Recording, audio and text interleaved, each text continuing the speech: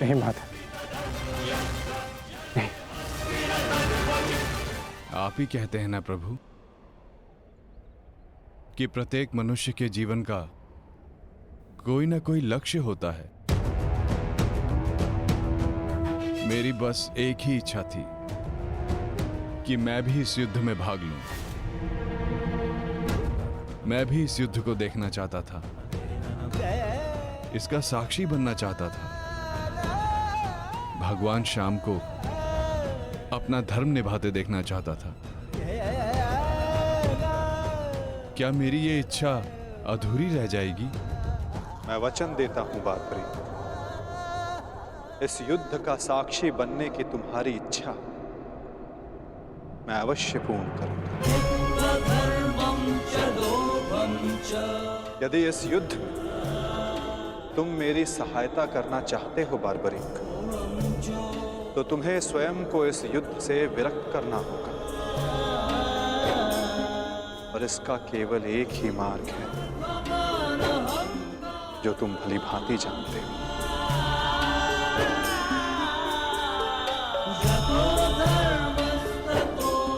मैं समझ गया प्रभु।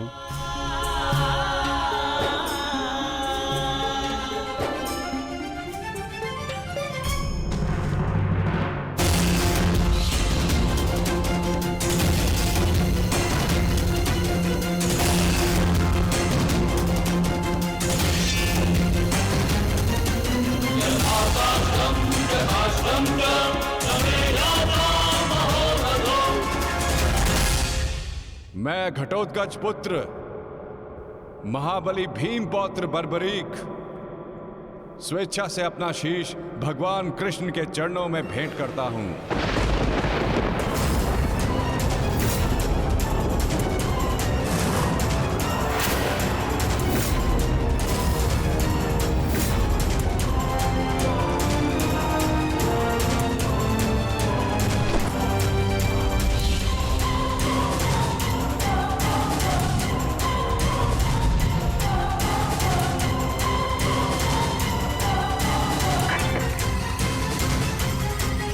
भगवान श्याम की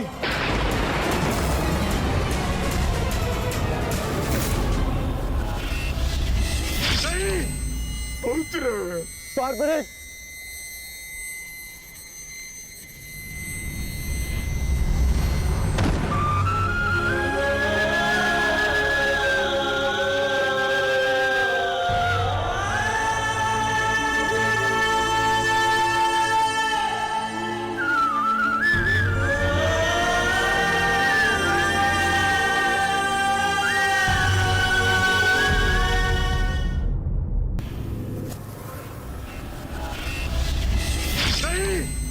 पुत्र बारबरिक,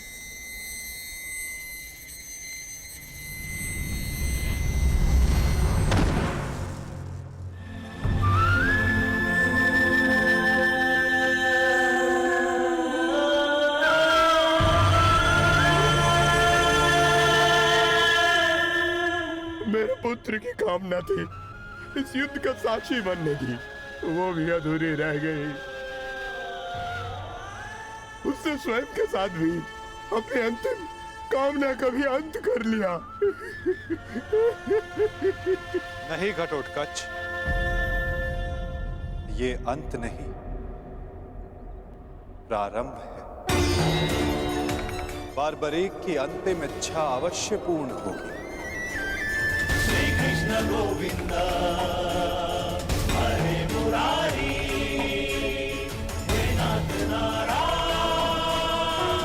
वासुदेवा।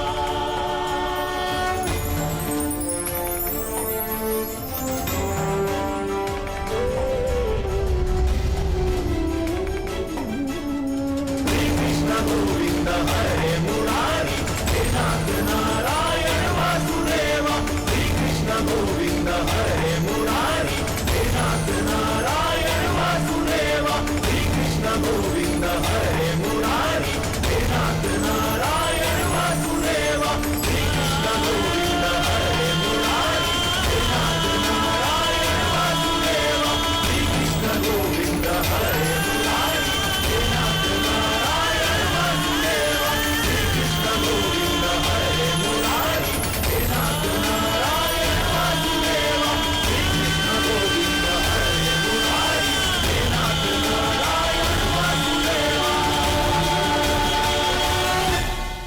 बर्बरीक इस महाभारत का एक महत्वपूर्ण कार्य पूर्ण करेगा। बर्बरीक का ये त्याग, ये बलिदान व्यर्थ नहीं जाएगा। तुम सदैव अपने साहस, बुद्धिमता, इस महायुद्ध के, इस महाभारत के एकमात्र साक्षी के रूप में जाने जाओगे बारबरीक। संसार तुम ही से जानेगा कि इस महायुद्ध में जो कुछ भी हुआ धर्म के अनुसार हुआ, और इस संसार के अंत तक तुम इस धर्म युद्ध के साक्षी रहोगे बारबरीक। तुम्हारे इस निस्वार्थ बलिदान के लिए तुम्हें सदा आदर दिया जाएगा बारबरीक, और तुम्हारी खाटू श्याम के नाम से पूजा की जाएगी।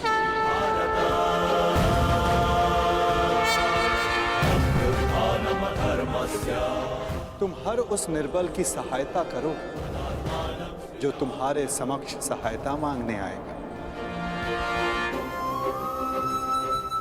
वीर बारबरीक, तुम अपने साहस के लिए जाने जाओगे, महाभारत के निर्णायक के रूप में जाने जाओगे, शीश दानी के रूप में जाने जाओगे।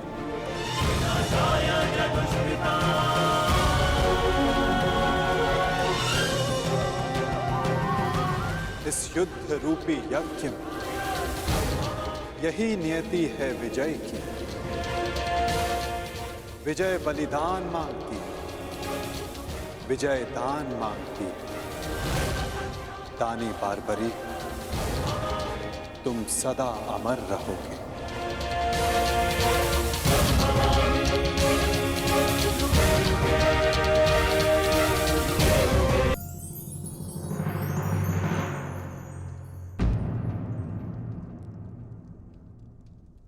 सूर्यदेव आप?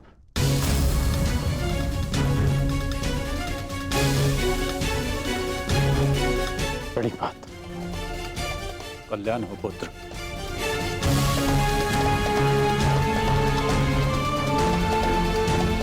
ऐसी क्या आवश्यकता आन पड़ी कि आपको इस समय मेरे समक्ष आना पड़ा? कुछ समय पश्चात मैं आपको अर्घ भेंट करने आने ही वाला था। आज मैं अर्घ लेने नहीं आया हूं पुत्र, तो मैं एक चेतावनी देने आया हूं।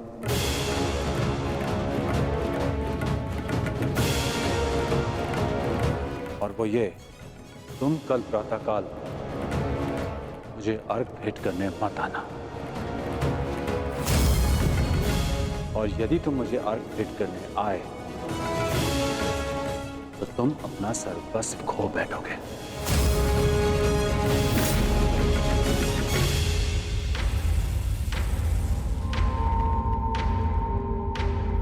हाँ पुत्र, मेरी विनती है तुमसे, कल प्रातःकाल तुम मुझे अर्घ देने मत आना।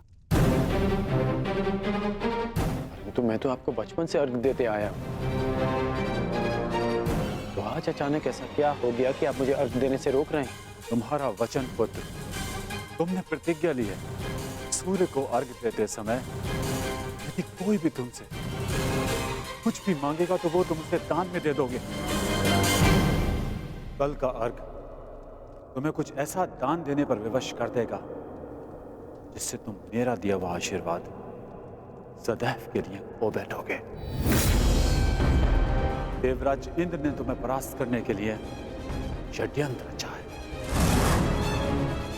वो कल प्रातःकाल तुमसे दान मांगने आएंगे और दान में वो तुमसे कवच और कुंडल मांगेंगे। तुम्हें ज्ञात है पुत्र? मुझे ज्ञात नहीं, परंतु आपको चिंतित देख के आभास हो गया। और यदि स्वयं मेरे पिताश्री मुझे चेतावनी देने आए हैं कि इंद्रदेव मुझसे दान मांगने आएंगे, तो इसका सीधा संबंध अर्जुन से होता है। इंद्रदेव का पुत्र अर्जुन, और उसमें कोई बुराई भी नहीं। क्योंकि हर पिता अपने पुत्र की भलाई चाहता है। यदि इतना समझते हो तो यह भी समझ लो पुत्र कि यह पिता भी यही चाहता है कि उसके पुत्र के साथ कोई अन्याय ना हो, कोई छल ना हो। मेरी विनती है तुमसे, कल प्रातःकाल मुझे अर्घ देने मत आना। पहले भी मैं तुम्हारे साथ बहुत अन्याय कर चुका हूं पुत्र, परंतु अब और अन्याय नहीं। कहो पुत्र, अपने पिता की बात मानोगे? कल प्रातःकाल अर्घ देने नहीं आओगे ना? मुझे उत्तर दो पुत्र, मुझे उत्तर दो। प्रश्न उत्तर का समय नहीं बचा है। मनुष्य का कर्म उसके हर प्रश्न और उत्तर से बड़ा होता है। और अब आपके कर्म का समय हो गया है। अंधकार में डूबे समस्त संसार को आपको प्रकाश देना है। आप अपना कर्म और धर्म निभाइए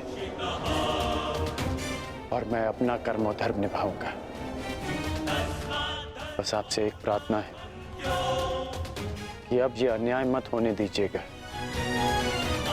कि संसार कहे कि कर्ण ने अपने जन्मदाता को अपना धर्म करने से रोक दिया।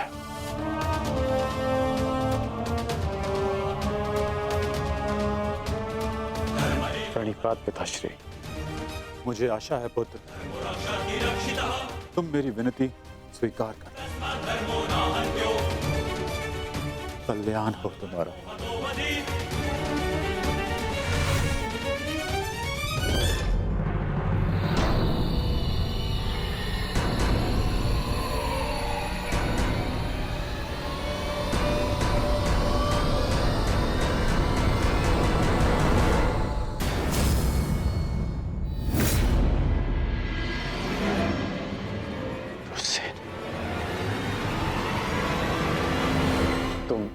तुम यहाँ क्या कर रहे हो?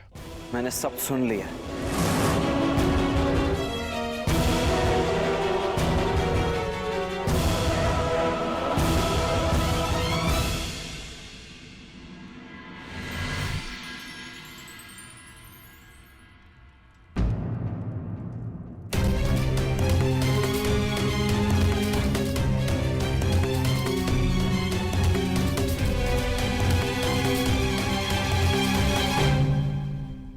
सूर्य नारायण,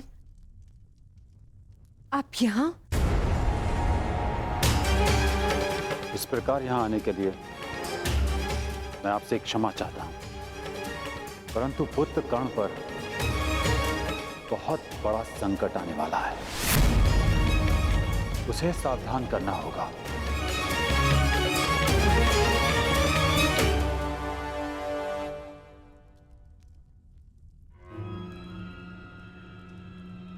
आप सूर्यपुत्र हैं, परंतु ये कैसे संभव है?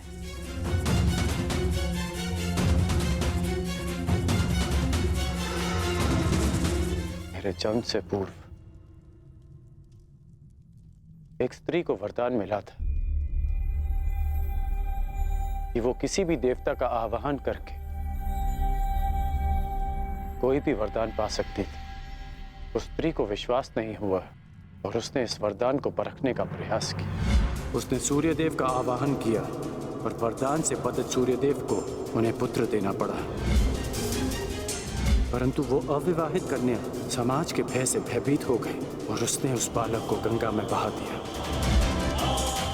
वो बालक मैं था, जिसे पिता अधिरथ ने पाला। सूर्यदेव के आशीर्वाद के रूप में मुझे कवच और कुंडल मिले, जो आप इंद्रदेव छीन लेना चाहते हैं अपने पुत्र अर्जुन के लिए। सूर्यदेव मुझे यही समझाने आए थे कि मैं इंद्रदेव को कल दान ना दूं। अर्थात आज आप अर्घ देने नहीं जा रहे?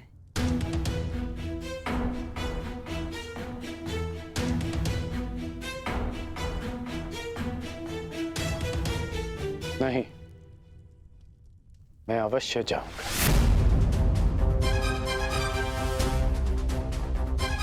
क्यों? मैं आपको ऐसा नहीं करने दूंगा।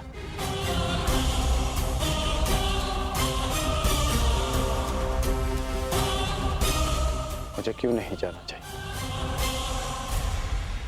एक दान के भय से अपना संकल्प तोड़ दो, अपना सम्मान खो दो। नहीं पुत्र, ये सूत पुत्र ऐसा कायर नहीं है। आप स्वयं के साथ ऐसा अन्याय कैसे होने दे सकते हैं पिताश्री? आप भली भांति जानते हैं आपके साथ छल होने जा रहा है। फिर भी वो सूर्यदेव जिन्होंने आपको अपना नाम कभी नहीं दिया, जिस पर आपका अधिकार था, वो सम्मान कभी नहीं दी, फिर भी आप उन सूर्यदेव के सम्मान के लिए इंद्रदेव के बिछाए जाल में फंसने जा रहे हैं। पिताश्री, ये कवच आपकी सबसे बड़ी सुरक्षा है और आप इसे इंद्रदेव को दान में दे देंगे। क्यों? केवल सूर्यपुत्र होने के सम्मान के लिए? नहीं, एक सूत पुत्र होने के अभिमान के लिए।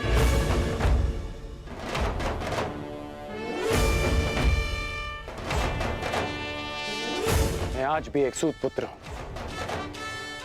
एक सूत ने ही मुझे प्रेम दिया, सम्मान दिया, अधिकार दिया, आवश्यकता पड़ने पर धनुष दिया। जब मैंने उससे दूर जाने की आज्ञा मांगी तो उन्होंने मुझे वो भी दी।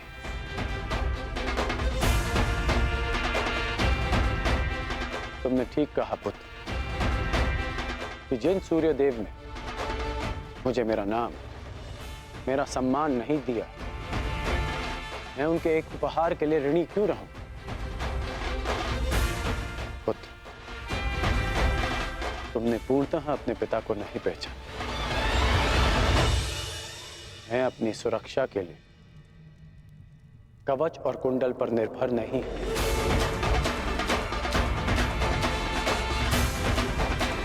मेरी शक्ति मेरा वो साहस है जो मैंने अपनी मां राधा से पाया।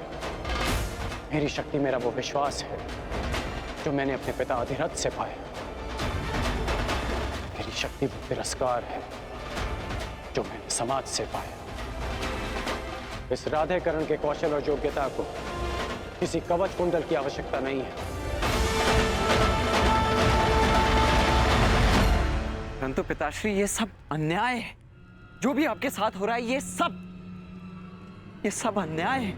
कदाचित ये अन्याय है, परंतु कोई और अन्याय करे, इसका अर्थ ये नहीं कि हम भी न्याय का पथ छोड़ दें। मैं अपना मार्ग चुन चुका हूं। यदि तुम्हारे मन में मेरे लिए कोई भी स्थान है, एक पिता के रूप में या एक योद्धा के रूप में, तुम इस रहस्य को रहस्य ही रखोगे। तुम्हें मेरी सौगंध है। वचन दो मुझे। पिताश्री, वो वचन दो मुझे वृषसेन।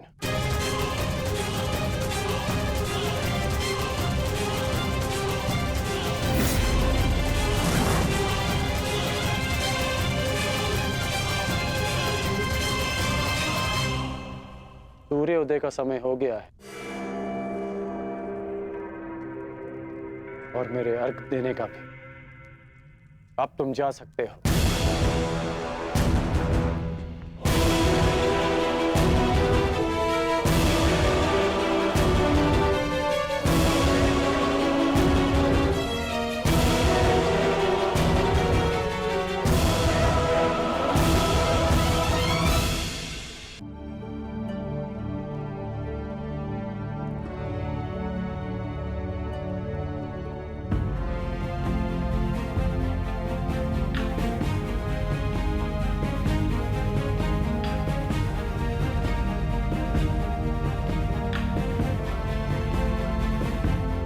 क्या हुआ माता? समय हो गया है, परंतु अभी तक सूर्यदेव उदित नहीं हुए। क्योंकि कदाचित ये उदय होने का उचित समय नहीं है पार्थ। मैं समझा नहीं माता।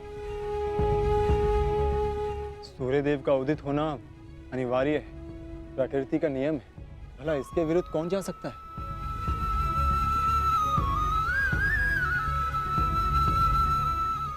एक पिता अपनी संतान के लिए किसी के भी विरुद्ध जा सकता है पार्थ।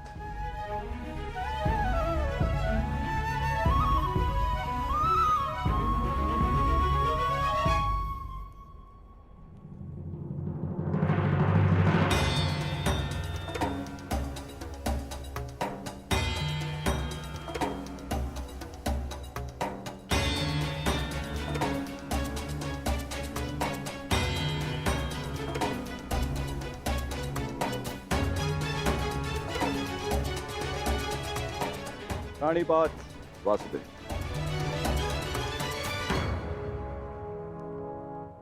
प्राणिपात गांधीवधारी अर्जुन। प्राणिपात, परंतु मैंने आपको पहचाना नहीं ब्राह्मण देव। महान व्यक्ति के पास समय ही कहां होता है किसी और से परिचित होने के लिए, परंतु महान व्यक्ति से समस्त संसार परिचित रहता है। वासुदेव का पराक्रम और अर्जुन के शौर्य से ऐसा कौन है इस संसार में जो परिचित ना हो?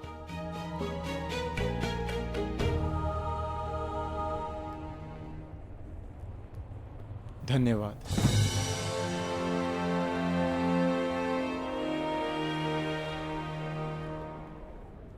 मेरा आशीर्वाद है अर्जुन, इस महाभारत के युद्ध में तुम्हारी विजय निश्चित है। तुम अपने शौर्य से अपने शत्रु पर विजय प्राप्त करो।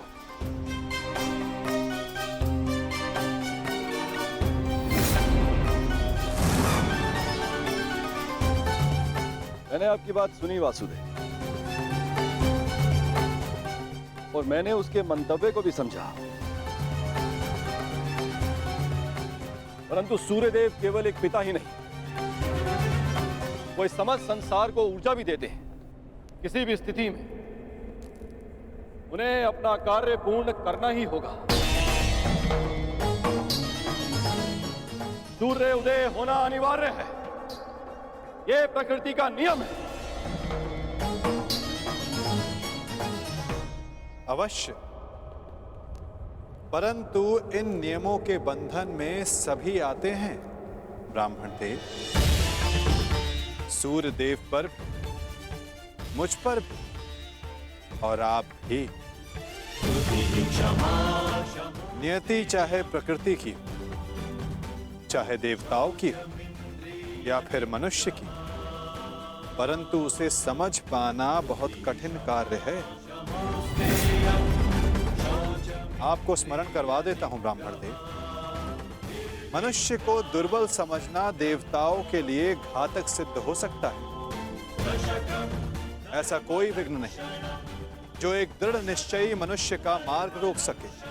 यदि मनुष्य चाहे तो वो पर्वतों का स्थान भी बदल सकता है। मैं मनुष्य की नियति और निश्चय को कम नहीं आंक रहा वासुदेव, परंतु किसमें कितना बल है ये तो केवल परीक्षा से ही सिद्ध होगा। कभी कभी परीक्षा में परीक्षार्थी नहीं, परीक्षा लेने वाला भी असफल हो जाता है ब्राह्मण देव।